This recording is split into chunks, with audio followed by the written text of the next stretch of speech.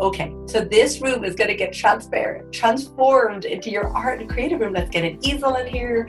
Let's get, canvases, whatever it is, that you walk into this room and it just oozes of creativity. They break through the fear that's keeping them from expressing themselves, which is keeping you from expressing yourself in other areas of your life, right? Connect them back to that childlike innocence, that pure self-expression. The goal of creativity is to create something. It's not that the thing that you create is good by any outside standard. Dragons are all about love. They're all about heart. They don't engage in the head, which is also what I love so much about learning the creative aspect from them. Yeah. They don't sit with me and give me information because I come with my notepad and say, okay, tell me things. Their currency, for example, is play. I have to come ready to play and be light and be creative with them. Because I was told not to be sensitive growing up. And so when I started making these dolls and they were mirroring back my feelings, I was going, wow, what's going on here?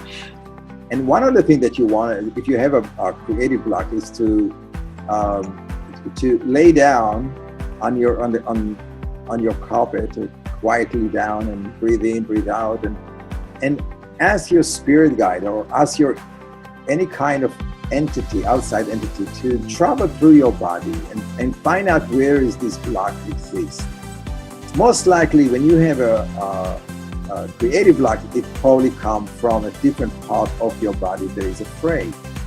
There is a fear associated with that. But I think that's the other part of it, is recognizing that sometimes it feels scary, and the only way to get the confidence is to really develop those courage muscles and do the things that you're scared to do. There's no rules. You're actually allowed to mix the paint on the brush. And I was hooked. And that's the other thing I want people to know. You don't have to know how to draw to paint. Look out and beyond, right? The what is in your face, and you look beyond that and you say, what else is out there?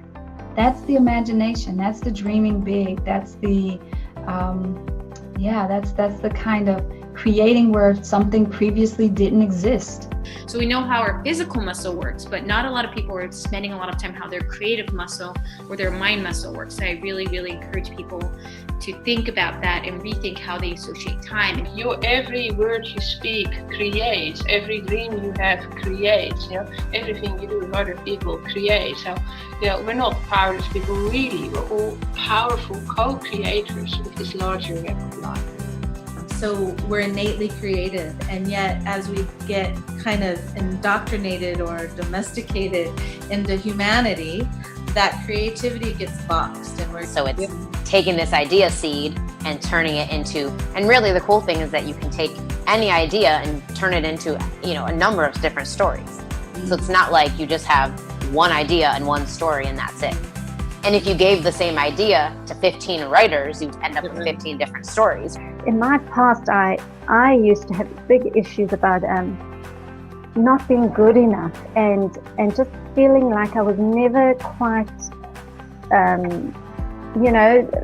like I had this big performance thing, like I had to perform to achieve, and it was really so damaging. And that's the first step, is to go, oh, that is me.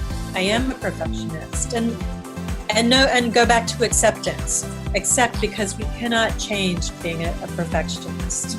We can. It's a voice. It's there. It's ingrained in us. If it came from our childhood, it's in our fabric. Yeah. So to instead accept it, have compassion for it, but then to sneak away from it and go, I'm going to lower my expectations a little bit. I'm going to purposely do something crappy.